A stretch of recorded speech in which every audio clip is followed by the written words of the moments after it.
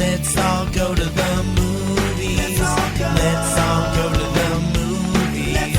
Let's all go to the movies and have ourselves some fun. Let's go. Happy New Year, Movie Mom. And a very happy New Year to you. I'm glad to be back. We're glad to have you. We had nothing to do last week.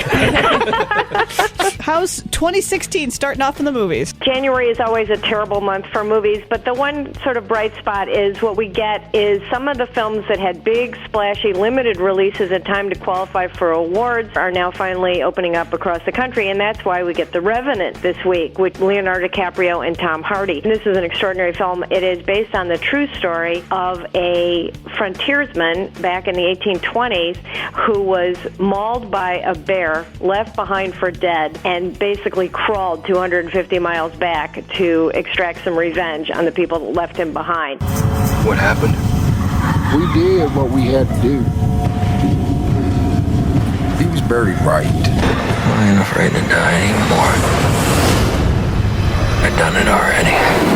Leonardo DiCaprio, they're talking about an Oscar for him. I think it's just because everybody feels so bad that he had to, sleep inside a horse, do all this terrible stuff. The bear was CGI, but everything else in the movie really was real. I interviewed Will Poulter, who plays real-life frontiersman Jim Bridger, who was only a teenager on this trip. He said that, they were camping out in northern Canada for months and months. So the good thing was we didn't have to act cold. We were cold. The film was made with only available light, meaning that they could only film for about 45 minutes a day. Oh, wow. The scenery is absolutely spectacular. The cinematography is seriously the greatest I have ever seen. The story is very powerful, but very, very violent. So be warned. Also this week, another one you're going to be seeing on possible Oscar nominees. It's Anomalisa from the guy who did such quirky, strange films as Being John Malkovich, Eternal Sunshine of the Spotless Mind, Adaptation, Charlie Kaufman. This movie is all puppets. It's made from stop-motion animation, and it has one of the most realistic sex scenes ever put on film, including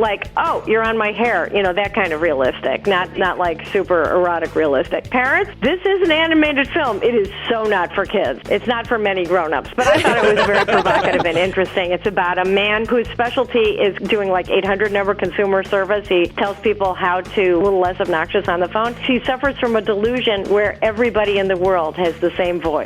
So that's Anomalisa, and the reason it has that title is that he meets a girl who does not have the same voice as everybody else, and she's an anomaly, and her name is Lisa. I'm not kidding. So that's clever. really where it's from. That's all that we have in theaters. DVD and Blu-ray, we've got The Walk. It's a real-life story of the guy that strung a wire between the towers of the World Trade Center and walked across it. With Joseph Gordon-Levitt, you can watch it on TV, and it's not quite as scary. Also, Infinitely Polar Bear. I really like that one. It's out on DVD this week with Mark Ruffalo. Brilliant performance as a father with bipolar disorder who is trying to be a good dad to his kids. It's based on a true story. It is really well done. Next week, we have animated film for the whole family. It's called Norm of the North. We also have a Kevin Hart movie. We seem to get one of those every January. Ride Along 2. I'm not super excited about that. Well, we're super excited to have you back on the show. You can catch this interview up at WDJBQ.com, where we always have a link to MovieMom.com. Happy New Year, Movie Mom. Have a great weekend, and we'll catch up with you next week. Bye-bye. Bye. Let's all